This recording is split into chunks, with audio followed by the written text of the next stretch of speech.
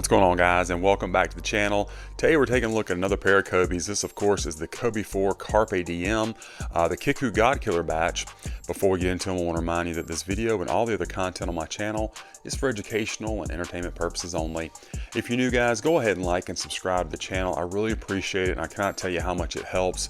It helps us go further, faster, get more reviews out for you, which is something I love doing. You can also be sure to follow me on Instagram and TikTok at kvegaskickz. And guys, I really appreciate all the support. So we're going to jump right into these Kobes. So this is one of my favorite from the Kobe 4 line, an OG colorway brought back to us in the Protro form, and then we got them in an S2 batch, and now the godkiller batch, which I think is the best one. Let me go ahead and bring in Kickwho's information, including that discount code for you. Always good on their site, so be sure to use that, and they'll get you taken care of, guys.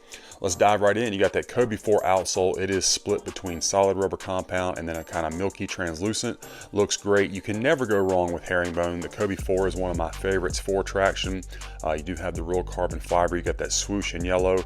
Everything looks really, really good, guys. That outsole, of course, wraps up onto your Phylon midsole, which is in a flat gray. You can kind of see the zoom air. I mean, it's there, obviously. Just hard to see on that milky look. I think you can see it right there. Around the toe cap looks good.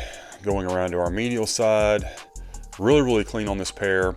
Not seeing those extra white glue lines from a sloppy glue job, so very happy about that. Especially around this area right here, going from that translucent outsole to the upper, which is always a problematic area for sole separation. So very nice to see a clean glue job. Now, as far as the fit and the comfort of these shoes, guys, these fit phenomenally. These are men's 13. My natural size fit me just like my retail Kobe 4 Protros. No problem with that at all as far as the fit. Now, the comfort, these do stick to the Protro setup.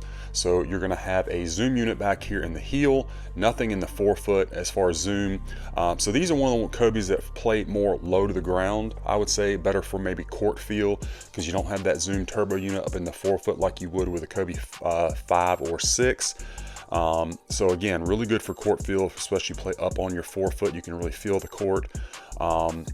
You do trade off some cushion because of that, but you can always switch out the insole for a more cushioned insole if you'd like to help with that.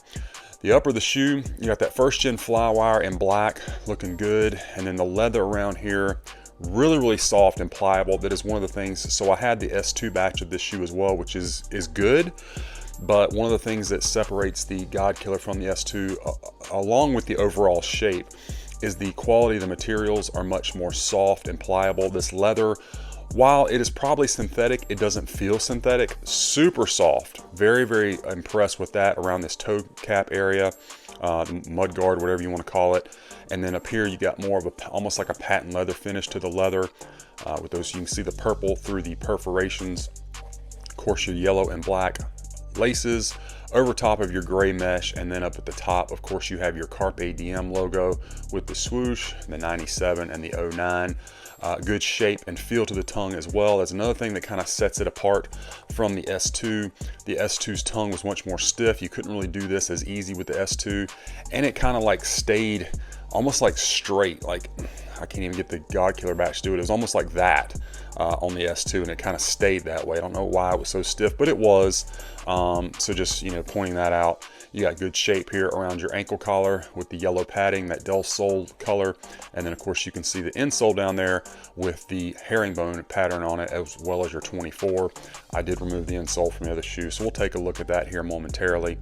Over top of this first gen Flywire, you got that yellow swoosh outlined in the purple, and then of course the quilted upper around your ankle. The padding feels really good, no issues with that at all. And then you have your heel counter in that kind of metallic purple with the gold Kobe signature.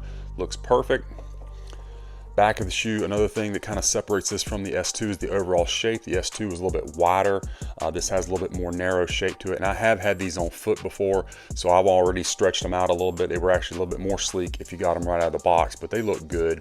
And of course you have your 24 pressed into the black synthetic leather here with that snakeskin pattern. Medial side looks good. Again, you got that Flywire with the swoosh in gold, outlined in purple, super clean. Let's bring in the left one, guys, and take a look at it. A mirror of the right shoe, looking really good. Check them out from the rear. Really, really nice. everything lines up perfectly. That looks great. Get you another shot of your 24, and of course the heel count on this one does not have the signature, which is correct. This one also very clean as far as glue residue. Not really seeing those extra white lines, which is a very, very good thing. Outsole looks great. Again, I have already had these on foot, so if you see stuff like that, it didn't come out of the box like that.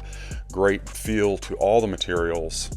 Very lightweight on the shoe. I mean, not too light. I mean, it feels like a Kobe 4 ought to, just not heavy, probably because there is less tech in the midsole. Let me get this light on and we will take a look at the strobe and see if you can see kind of the outline, I think you can, of that zoom turbo, or excuse me, the zoom unit. I'm so used to saying zoom turbo. I think you can see the outline pretty clearly there of that top loaded zoom unit. And again, there's no zoom up in the forefoot. All that looks great. Now these just came with regular tissue paper as per usual inside for a Kobe. Don't really get shoe trees or anything like that. And then the insole is just that blue foam Ortholite style insole. It's got the KB, the other one had the 24, and it is of course in that herringbone design. So that's correct, the correct insole, which again can be swapped out if you want some more cushioning. I would just tell you to go and do that right away, because if you saw, you can see there's a lot of glue on this insole, and if you wear this, that glue is going to heat up, stick to your strobe, and then you try to swap it out, it's going to be a nightmare to get out. So if you're going to do that, guys, do it right away. Let's take a look at our box. So with this one, you do get the OG style Protro box, of course, because when these released, we were not getting the scale pattern box. So this is correct. You got the Kobe signature and Shizuku on the top of the lid.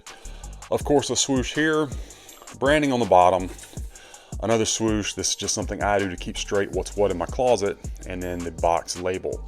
Kobe 4 Protro Black Del Sol Varsity Purple Men's 13. Inside, you just have your regular white tissue paper, nothing else inside the box. As you can see, they did a really good job protecting the box and shipping. I always really appreciate that, because I do keep all of mine in the box, don't have room for the little clear display cases as much as I would like to.